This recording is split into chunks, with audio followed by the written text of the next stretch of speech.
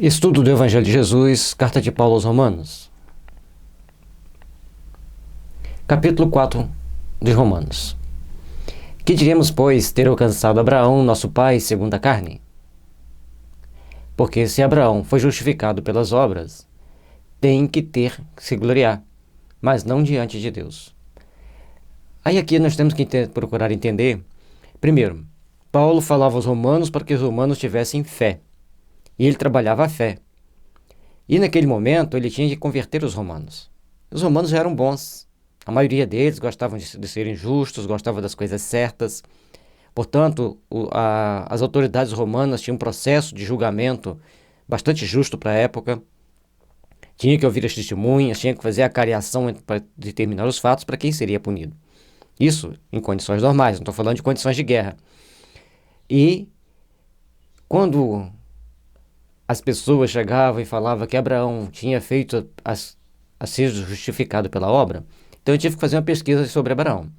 Abraão morava em Ur, vivia lá com sua família, e ele sai de Ur, um espírito fala para ele sair de Ur e seguir uma determinada direção. Ele foi, ele e a família, mais um sobrinho, e chegaram a Harã, que hoje é na Turquia. E ali ficaram um tempo, e depois, de novo, o espírito avisa para ele, porque ele deveria ir para Canaã. E ele sai de Harã e vai para Canaã. A questão desses espíritos reencarnarem, a gente tem que entender bastante sobre a doutrina espírita. Temos que entender a parte que a gente fala sobre os exilados à capela, no livro Homeopatia e Tratamento para o Espírito para o Corpo. Então, onde que Abraão foi reencarnar? Foi reencarnar em Ur, onde tinha um grupo já bem melhorado geneticamente, para que ele pudesse, a partir dali, constituir um grupo familiar onde espíritos superiores pudessem reencarnar em condições menos sofrível. Porque para um espírito de maior evolução, reencarnar em um corpo mais primitivo é muito complicado. Porque ele vai tentar usar as energias físicas para os impulsos físicos. Então vamos ver. Abraão, então, ele sai dali de Ur, vai até Harã, anda 100 e tantos quilômetros, e depois vai de Harã para Canaã e anda 800 quilômetros pelo deserto. Ele, a família e mais a família de Ló. Esse grupo, então, eles têm que ter muita fé, têm que acreditar muito, porque você vai sair de uma cidade constituída, uma cidade organizada, e vai para uma aventura no deserto, correndo o risco de ser atacado por leões, que naquela época tinha leão naquela região onde hoje é a Síria. Então ele atravessa a Síria e vai chegar lá em Canaã. Encontra tribos nômades, semi-selvagens, canibais. Ele corria uma série de riscos. Então ele tinha que ter... Se ele não tivesse fé, ele não fazia. Mas ele fez a obra. Então falar que... Não estou criticando Paulo. É fácil avaliar hoje, com a doutrina... 2000 anos após Paulo ter escrito isso, tendo conhecimento da doutrina espírita, que a doutrina espírita ensina a questão de termos fé, a questão de termos obra. E quando a gente vai saber a distância, tudo mensurado, a gente vai lá na internet e olha as dificuldades que a pessoa passou, então é muito fácil a gente entender e ampliar o raciocínio de Paulo. Quero aqui ampliar, não quero criticar não, vamos lá. Então Abraão vai com a sua família para Canaã e ali ele começa a estruturar a vida do povo hebreu, preparando o terreno, preparando-os espiritualmente para a vinda do Cristo. E eles precisavam de alguém com evolução suficiente para entender que era um Deus único. E aí a gente vai entender quando a gente estuda Caminhos da Luz, quando Emmanuel fala que ali Jesus pegava aqueles espíritos mais evoluídos que tinham na Terra e levavam para reencarnar na região de Israel. Que aí eles já tinham condições de ter melhor sintonia com o plano espiritual e, como a evolução se dá em dois mundos, eles iam fixando a ideia do Deus único. E para a pessoa acreditar nisso, tinha que ter uma recompensa. Senão não acreditar. Você acredita em Deus único por quê? Não. Você acredita em Deus único, se você acreditar, se você for fiel ao Deus único, Ele vai te recompensar. Você vai povoar toda a terra. Então, tudo é linguagem figurada para que a pessoa comece a aceitar aquelas regras e seguir aquelas regras. Senão, não segue. Nós, seres humanos, só vamos seguir se tiver uma recompensa ou uma punição. Você fala para a criança assim, ó, se você não cuidar bem da gaiola dos passarinhos, eu não vou comprar ração para eles mais, eu vou vender seus passarinhos, vou abrir a porta da gaiola e vou soltar. Aí ele cuida deles. Então essa é a punição. Agora, se os seus passarinhos criarem, o dinheiro dos filhotes que você vendeu, o dinheiro é seu. Não cuida bem deles, aí é recompensa. Entenderam? E, e sempre naquela época era agido assim. Assim a recompensa e assim a punição. E vocês vão ver em toda etapa das leis, tinha recompensa e tinha punição. Os 10 mandamentos, está lá a recompensa. Se você for fiel a Deus, você vai ser sempre protegido, sempre amparado. E se você não for fiel a Deus, você vai ser castigado por 4 gerações. E aí nós temos que entender tecnicamente, nós vamos explicar agora, porque nós já explicamos quando fizemos esse estudo do capítulo 1 do Evangelho segundo o Espiritismo, a gente explica essa questão dos 10 mandamentos. Então vamos lá. Abraão, voltando aqui, ele estava justificado tanto as obras e também pela fé, lógico. Se ele não tivesse fé, ele não teria feito a obra que ele fez. Ele não teria saído de uma cidade, corrido o risco de ir para outra cidade e depois corrido outro risco de ir para outra cidade. Certo? Então vamos lá. Pois que diz a Escritura? Creu Abraão em Deus e isso lhe foi imputado como justiça. Conforme eu já expliquei, se ele teve coragem o suficiente de acreditar na voz que ele ouvia, nós espíritos acreditamos que o único que ouvia a Deus é Jesus. Os outros todos ouviam a um espírito. Poderia ser Jesus, poderia ser algum outro emissário, o espírito protetor daquele ali, que estava ali incumbido por Deus para direcionar aquela família para um local onde pudessem trabalhar e se fortalecerem na fé no Deus único, criarem ali uma descendência e dentro dessa descendência você então poder criar bases para a vinda de Jesus, tá certo? Então a obra de Abraão, dele sair de uma cidade, correr risco no deserto, chegar em outra cidade, correr risco de novo e ir para fundar outro, aí então ele vai criar uma cidade, criar toda uma base para constituir para o povo dele, as suas descendências. Então ele tinha que ter ali, ninguém mais teve fé do que ele, acreditou mais na voz dos espíritos do Senhor do que ele. Certo? Lembrando que nós espíritos acreditamos que só quem ouvia Deus é Jesus. Os outros todos ouviam seus protetores ou espíritos designados por Jesus para guiá-los. Porque Jesus sempre existiu, porque ele diz, antes do mundo ser, eu sou. E para nós também espíritas, Jesus é o criador do planeta Terra e o administrador do planeta Terra. Vamos lá. Ora, aquele que faz qualquer obra, não lhe é imputado o galardão segundo a graça, mas segundo a dívida. Lógico. Se eu tenho um karma, eu tenho que fazer o bem para quitar meu karma. Não estou recebendo uma graça. Estou tendo a oportunidade de trabalhar. A graça, nesse caso, é a oportunidade de trabalhar fazendo a caridade. Então, tem a graça também. Senão, a gente fica perdido, conforme nasce aquelas pessoas em extremas limitações para quitar seus karmas. Mas aquele que não pratica, porém crê, naquele que o justifica o ímpio, a sua fé lhe é imputada como justiça.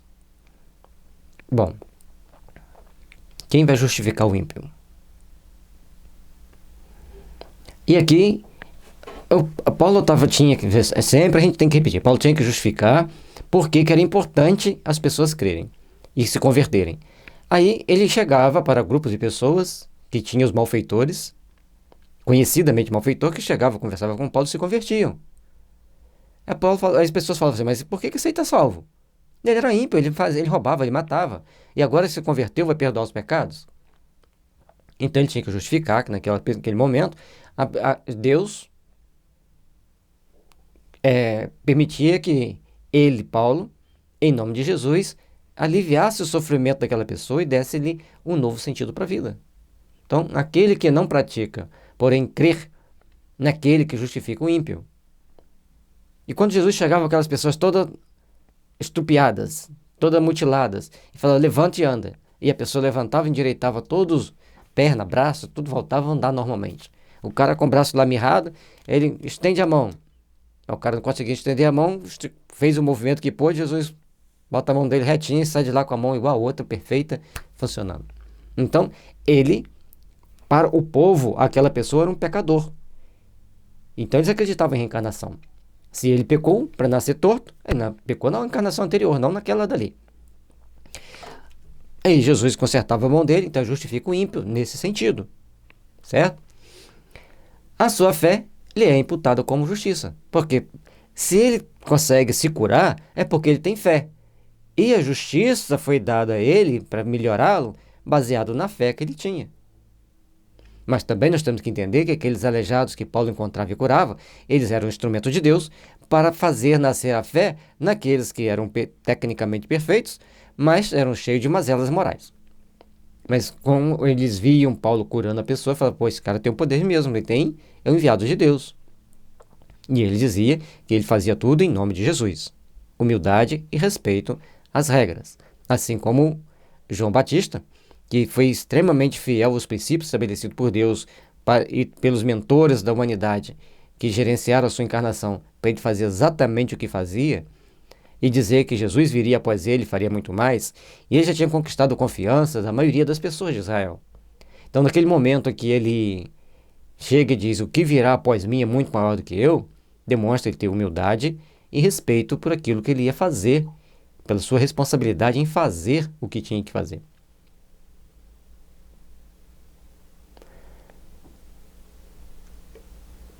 Então, assim também Davi declara, bem-aventurado o homem a quem Deus imputa a justiça sem as obras, dizendo, bem-aventurados aqueles cujas maldades são perdoadas e cujos pecados são cobertos. Aí nós temos que entender que algumas pessoas, transviadas pelos caminhos, de repente eram convidados a fazer uma grande transformação íntima, faziam. Mas eles não tinham feito nada de grande para a sociedade. Apenas, a partir daquele momento, eles tomaram uma nova resolução. E como tinha que converter muitos corações maus, é logicamente que eles tinham que usar argumentos dizendo que Deus os perdoaria. Mas dentro daquele contexto de entendimento do momento, perdoou naquele momento, você se transformou, você se arrependeu, você seguiu o caminho do bem, mas você tem que reparar os seus erros em futuras encarnações. Ninguém vai estar livre disso. Certo? Mas Paulo não está entrando nas encarnações vindouras, ele está mostrando aqui e agora. Ele tinha que convencer os romanos para o aqui e agora, que eles não entendiam, tal qual os judeus entendiam as antigas escrituras.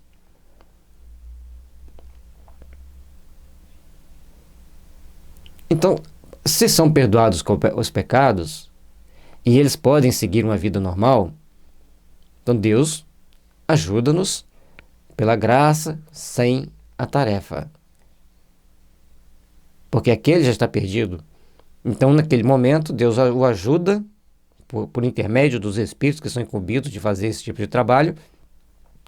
A partir dali, essa pessoa vai seguir um caminho normal. Para que todos nós tivéssemos coragem de fazer a nossa transformação e fé na necessidade de fazer a nossa transformação. Bem-aventurado o homem a quem o Senhor não imputa o pecado. E Davi não era tão bonzinho, né? Era um guerreiro. Ele subiu ao trono baseado na astúcia e na guerra. Ele era um grande líder, soube conduzir a vitória sobre os filisteus, criou aquele arremessador de pedra, né, que acertava a longa distância, fazendo a grande diferença e conseguindo derrotar o gigante que ninguém derrotava, com aquela técnica que foi mostrada para ele. E a partir dali ele assume a liderança. E todos aqueles líderes que assumiam a liderança, eles tinham, dado momento, a sua oportunidade de se transformar em herói diante de uma causa fortuita ou bem programada pelos seus mentores para que aquilo acontecesse. E Davi reorganiza, então, após a vitória sobre os filisteus, reorganiza e amplia os territórios de Israel dentro daquele contexto que eles viviam naquele momento. E derrotar os filisteus era um motivo de grande glória para os hebreus daquele momento, naquela época. Vem, pois, esta bem-aventurança sobre a circuncisão, somente ou também sobre a incircuncisão. E como os judeus faziam a questão absoluta da circuncisão, Aí eu fui procurar entender a circuncisão, tive que pesquisar também. A circuncisão é aquela pele que protege a glande. A glande é aquela ponta do pênis que é mais sensível. Por que tem aquela pele? Para proteger, porque é uma pele muito sensível. Sem aquela pele, sem a glande, a pessoa não vai ter uma relação sexual completa, não vai conseguir ter o gozo, né, a ejaculação. Então tem aquela pele que protege. E aquela pele acumula-se um grumo, muco, né? Vai criando aquela mucosidade em torno entre a pele e a glande. E isso trazia algumas infecções daquelas épocas. Por aí, como a higienização era precária, os banhos não eram assim tão constantes, né? Nem todo lugar tinha água suficiente para tomar banho. Na época do frio, então aí que não se tomava banho com facilidade mesmo. E o que eles tinham que fazer? Tinha que criar um mecanismo para que a pele pudesse ter o movimento de ir e vir. E cortava-se um pedaço. E um outro problema, um outro fator que isso propicia é a dificuldade em masturbar, porque a pele vai ficar mais curta. Então eles matavam 2 coelhos com a cada cajadada. Evitava-se o risco de infecção, reduzia bastante o risco de infecção e também dificultava a masturbação. E naquela época, onde não tinha-se grande higiene e existia-se muita severidade, que leva as pessoas a se masturbarem? Um excesso de ódio, de raiva e a intoxicação por veneno de sapo. Óbvio, se eles bebiam água de um córrego, por exemplo, o risco de se intoxicar por veneno de sapo existia. Então a pessoa passa a ter uma compulsão por se masturbar. Não tendo essa possibilidade, melhoraria. E a raiva, a fúria de toda hora estar sendo cerceado, a raiva de estar reencarnado na Terra, que tem muita gente que tem essa raiva, ela é inconsciente, e uma série de situações, de atritos que vão criando raiva.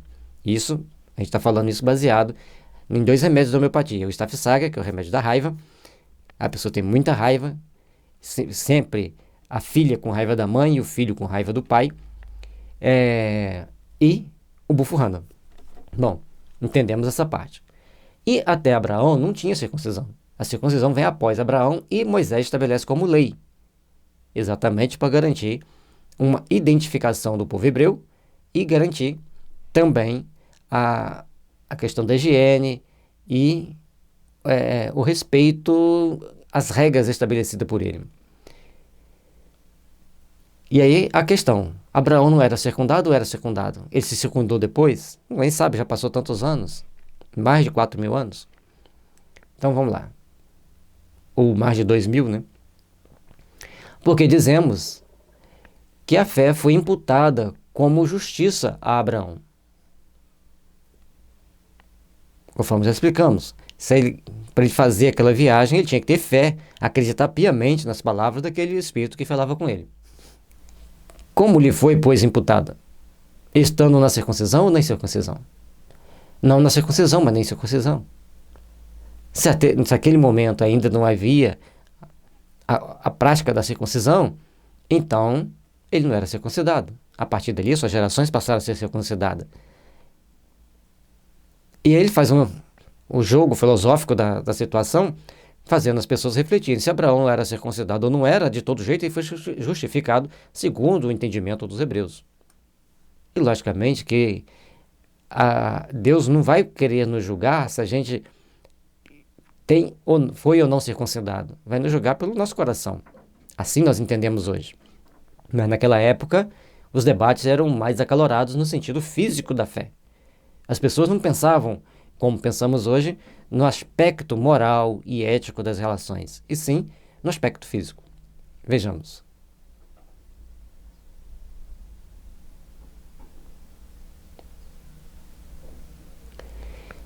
E recebeu o sinal da circuncisão, selo da justiça da fé, quando estava na incircuncisão, para que fosse pai de todos os que creem, estando ele também na incircuncisão, a fim de que também a justiça lhe seja imputada. E fosse pai da circuncisão aqueles que não somente são da circuncisão, mas que também andam nas pisadas daquela fé de Abraão, nosso pai, que tivera na incircuncisão. Então, A partir dali, todos serão circuncidados, todos terão que ter fé, e todos os descendentes, todos seguirão a regra da circuncisão entre os hebreus. E Abraão, ele deixa aqui claro que ele não era circuncidado, que não existia regra. Quem ia circuncidá-lo já velho? Porque a promessa de que havia de ser herdeiro do mundo não foi feita pela lei a Abraão ou a sua posteridade, mas pela justiça da fé. E como eu disse antes, para que Abraão fosse até Harã e de Harã para Canaã, tinha que ter um motivo. Então, olha, você vai querer constituir uma grande família e a sua descendência vai cobrir toda a terra. Mas cobrir toda a terra não no sentido físico da palavra, dos filhos dele serem dominadores da terra. Pelo amor de Deus, entendam isso. É porque assim tinha que ser dito para ele naquele momento, para ele aguçar-lhe a curiosidade, aguçar-lhe a garra de ir e a vontade firme e determinada de ir. Senão ele não ia. Tinha que ter um motivo maior, um motivo grande que lhe engrandecesse a alma. Ponto. A segunda parte, importante de entendimento, é que seria, a partir de Abraão, nasceria, daquela descendência nasceria Jesus, e Jesus, ensinando o amor, ensinando a caridade e mostrando que todos nós somos filhos de Deus, mostrando que todos nós somos irmãos em Deus, então todos nós seríamos descendentes de Abraão na fé, na certeza do Deus único e como seguidores do Cristo. Porque aqueles espíritos que estavam lá reencarnados, naquela descendência, naquele ciclo, um após o outro, uma vida após outra, um grupo ficava reencarnando entre os hebreus e outros iam reencarnar em outros lugares do mundo, como é até hoje. Ou você acha que só hebreu está reencarnado entre os hebreus? Uma pessoa precisa ter muito preconceito contra o judeu. Então eles colocam, você vai reencarnar entre os judeus para você perder o preconceito. Rochester tem um livro que chama Vingança de um Judeu, que é exatamente isso. A pessoa, ele reencarna e tem que ajudar os judeus. Ele não quer ajudar os judeus. E tudo não acontece, vai acontecendo para ele poder ajudar os judeus. E chega no final, depois que ele morre, vai passar pelo julgamento, ele vê que ele era um judeu e que ele tinha que ajudar os judeus. Então, é muito importante nós entendermos que a forma de quebrar preconceitos é muito grande. E se você acusa muito uma raça, se você faz muito ataques àquela raça, você vai ter que nascer naquela raça para você se corrigir, se educar dentro dos princípios das leis divinas, que entender que todos nós somos irmãos. Brian Weiss tem um livro que tem Muitas Vidas, Muitos Mestres, e o outro eu sempre esqueço o nome, não vou conseguir lembrar aqui agora. Mas ele vai fazendo uma progressão para a pessoa. Em vez de fazer uma regressão mental, faz uma progressão. E a pessoa que era muito preconceituosa, ela descobre que ela era um dos maiores assassinos de judeus na Segunda Guerra. E naquela vida que ela estava fazendo a progressão, como uma empresária norte-americana, ela sempre mandava muito dinheiro para Israel, trabalhava, e chegava a mandar até mais da metade do que ela ganhava para Israel, pela consciência de culpa dela ter matado muitos judeus. E ela vê que ela ia nascer na próxima encarnação na Palestina, lutando contra os judeus. Aí ela faz uma outra progressão, já refazendo alguns conceitos, ela nasceria na África do Sul, lutando contra os indianos. Aí ela vê que ela tem que fazer, então, um trabalho de harmonização das religiões. E a partir do momento que ela começa a fazer esse trabalho, ela faz uma outra progressão, ela ia nascer num local neutro, trabalhando ainda pela progressão, pela união dos sentimentos humanos, mostrando que todos nós somos irmãos, e acabando com esse negócio de separatismo, sectarismo religioso, sectarismo racial, acabando com isso. Então, é um processo de autoeducação que ela passou. E nós devemos passar também pelo processo de autoeducação para abandonarmos a ideia de herança física da carne e do sangue. A nossa herança é espiritual, de sermos filhos de Deus. São 8 bilhões de espíritos na Terra, não tem como todos serem descendentes de uma família. Não tem como. Então todos nós somos filhos de Deus, porque fomos criados por Deus, dentro do processo do ciclo evolutivo, começando lá do mineral, passando pelas microvidas, passando pelo vegetal, chegando no animal, para chegar no hominal. Isso leva mais de 1 milhão de anos, para chegarmos à condição de ser seres humanos que somos hoje. Temos mais de 1 milhão de anos. Só de vida civilizada temos 40 mil anos, segundo André Luiz no livro Missionários da Luz. Então nós temos que procurar entender que nós temos que nos melhorar em muitos conceitos e acabar com as ideias radicais materialistas de descendência física. Pois, se os que são da lei são herdeiros, logo a fé é vã e a promessa é aniquilada. Porque a lei opera a ira. Porque onde não há lei, também não há transgressão. E por que a lei opera a ira? Porque quando tem a lei, você tem que saber que existe a contraparte. Se você vive entre os povos bárbaros, sem leis, o que você faz, você fez. Não tem aquele compromisso conscienciológico de você fazer o bem, de você agir sempre no bem. Mas no momento que fala assim para você, ó, tem uma lei divina que te pune se você matar alguém. Então você, como bárbaro, você fala, opa, se eu matar, a lei divina vai me pegar, Deus vai me mandar para o inferno. Aí você começa a saber que tem transgressão. Mas enquanto não tinha lei, você fazia as coisas por você mesmo. Isso que Paulo está dizendo. E a partir do momento que a gente entende que tem a lei, aí você vai ser responsável. Aí você vai falar assim, então não quero saber de evangelho, não quero saber de doutrina espírita, porque aí você é punido. O contrário. Se você quiser fugir da raia agora, o seu castigo é dobrado. Porque você soube que tinha lei e você fugiu para poder continuar no erro. Entenderam? Portanto, é pela fé, para que seja segundo a graça, a fim de que a promessa seja firme e a toda a posteridade, não somente a que é da lei, mas também a que é da fé de Abraão, o qual é pai de todos nós. Como os judeus se achavam como descendentes do tronco de Abraão, na família de Abraão, então eles começavam a entender que, e Paulo estava explicando para eles que todos nós deveríamos seguir a fé, tal qual Abraão, que foi justificado pela fé. Mas conforme eu entendi, ele teve a fé e a obra, porque ele saiu, caminhou para cumprir a missão dele aqui na terra. Bom, vamos ver. Como está escrito, por pai de muitas nações te constituí, perante aquele no qual creu, a saber, Deus, o qual vivifica os mortos e chama as coisas que não são como se já fossem. E aqui ele mostra que Deus tem poder até de vivificar os mortos. Jesus ressuscitou várias pessoas. Paulo também, pessoas extremamente feridas, ele conseguiu reconstituir um rapaz que cai do terceiro andar de um prédio. Ele vai, faz o tratamento nele, fala assim, fica calmo, que a alma dele não saiu do corpo. E quando ele termina de fazer suas pregações, o rapaz sai andando e vai junto com a família para onde ele tinha que ir.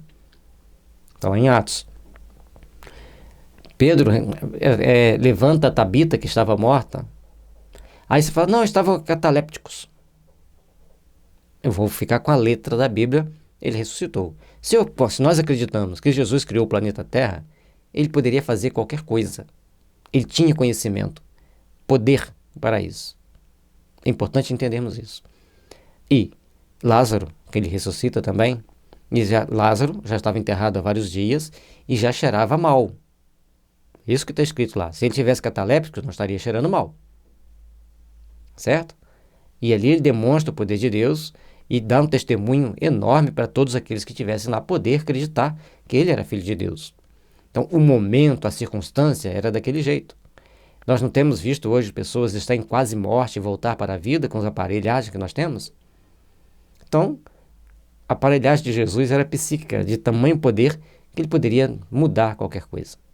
Uma pessoa com o braço mirrado de nascença, atrofiado, voltar ao tamanho normal instantaneamente, quando ele fala, estica a sua mão.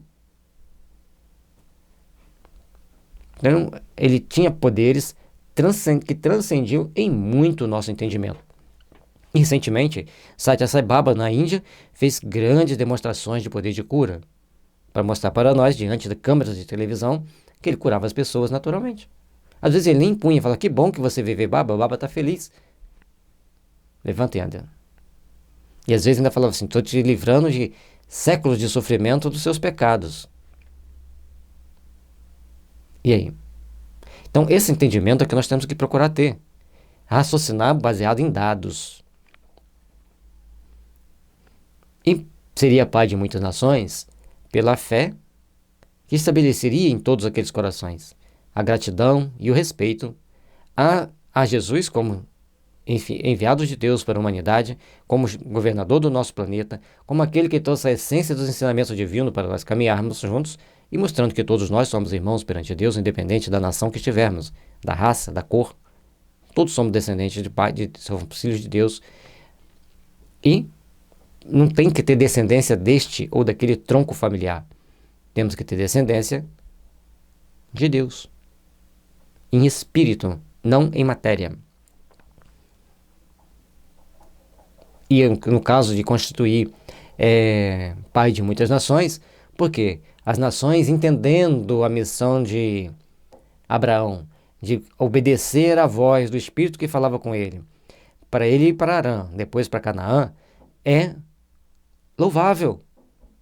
Ali criou-se a base para uma fé num Deus único, a base de uma fé que viria o Senhor para Filho de Deus, para nos guiar pelos caminhos da redenção.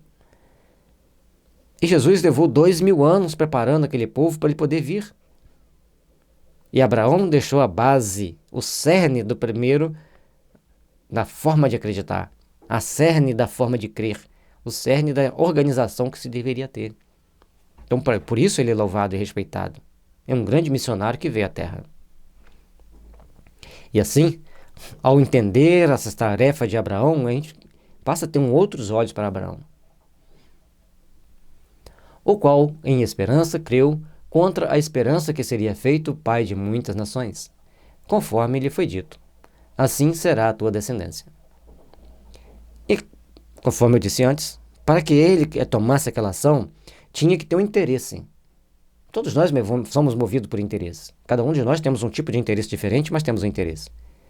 E quando ele falou que ele ia ser, a descendência dele seria pai de muitas nações, óbvio que ele começou, então, a partir daquele momento, a dedicar-se um pouco mais àquele trabalho e procurar se organizar, que quanto mais organizado ele fosse, quanto mais ele estruturasse a fé no Deus único, quanto mais ele estruturasse o entendimento de que Deus é único, mais a sua posteridade teria sucesso. Então, se nós queremos ter sucesso na vida, vamos acreditar no Deus único, vamos acreditar no poder de Deus, vamos ser caridosos, vamos ser solidários, certo? Vamos aprender a seguir o Evangelho de Jesus. Buscai primeiramente o reino de Deus e tudo mais lhe será acrescentado. E não enfraqueceu na fé, nem atentou para seu próprio corpo, já amortecido, pois já era de quase 100 anos, nem tampouco para o amortecimento do ventre de Sara. Ele não ficou olhando: estou ficando velho, nós estamos velhos. Simplesmente acreditou em Deus. Acreditou na missão que lhe tinha sido dada e começou a fazer o que era para que ele fizesse. Com fé, com determinação, com coragem, com organização. E não duvidou da promessa de Deus por incredulidade, mas foi fortificado na fé, dando glória a Deus. E estando certíssimo de que o que ele tinha prometido também era poderoso para o fazer. Então, acreditou em si mesmo, acreditou em Deus e acreditou em si mesmo. Isso é importante para nós. Nós temos que acreditar em Deus, mas temos também que acreditar em nós mesmos. Nós temos que acreditar em Deus, mas também temos que ter a coragem de ter a determinação de fazermos o melhor possível para o trabalho edificante do bem.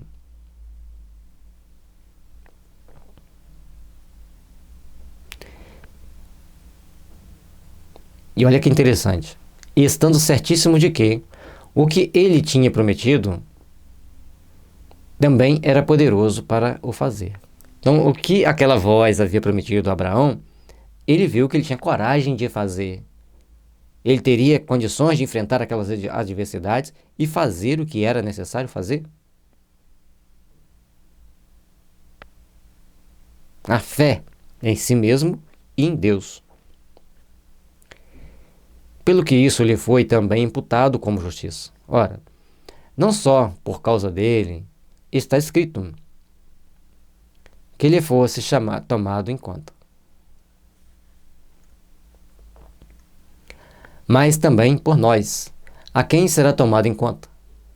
os que cremos naquele que dos mortos ressuscitou, a Jesus, nosso Senhor, o qual, por nossos pecados, foi entregue e ressuscitou para a nossa justificação. Paulo nos mostra que todos nós temos a nossa responsabilidade da agora para frente e temos que ter a certeza, a confiança em nós de sermos bons trabalhadores do Senhor, mostrando que Jesus é o Filho de Deus, enviado para nos ajudar a seguir os caminhos. E padeceu, porque éramos pecadores, e somente Ele passando por todas aquelas atrocidades é que firmaria e mantendo a serenidade e as palavras de consolação e de amor pela humanidade. Portanto, Ele fala: Pai, perdoa-os, eles não sabem o que fazem. Baseado nisso, após a desmaterialização do seu corpo, e Ele continuar caminhando entre os seus discípulos, entre os seus fiéis seguidores, mostrando-se a eles e dando orientações e diretrizes para eles durante 40 dias, então, a partir desse momento, Ele deixa para nós que a vida continua e que a partir do momento que nós temos fé, que nós acreditemos, que nós confiamos em Deus, então nós temos que fazer de todo o possível para fortalecer a nossa fé em Jesus e também procurarmos divulgar todo o Evangelho do Cristo, baseado na certeza de que os nossos amanhãs serão tanto melhores quanto melhor agirmos segundo a vontade do Pai. Que tenhamos fé e esperança, que tenhamos coragem de caminharmos na direção dos ensinamentos sagrados, para que a paz e o amor do Cristo esteja sempre em nossos corações e em nossas almas. Paz e luz, que as bênçãos de Jesus estejam sempre nos envolvendo nossos lares, nos fortalecendo na fé e principalmente no entendimento que todos nós somos filhos de Deus. E por sermos filhos de Deus, somos trabalhadores da luz. Devemos fazer o bem, fazer a caridade e fazer todo o possível mantendo a fé. E como Paulo deixou claro, as obras da fé são justificadas pelas obras da fé. Você está fazendo a sua obra com fé, você tem um galardão a mais. E se você faz as obras simplesmente para pagar suas dívidas, você está pagando suas dívidas. Isso é importante nós entendermos. Vamos fazer a obra com fé. Vamos fazer a obra com amor. Então, se a obra paga as dívidas, a fé nos dá um galardão da graça. Que Jesus nos abençoe, nos ilumine os caminhos, para que possamos sempre entender o Evangelho e procurarmos caminhar com segurança na direção do Altíssimo.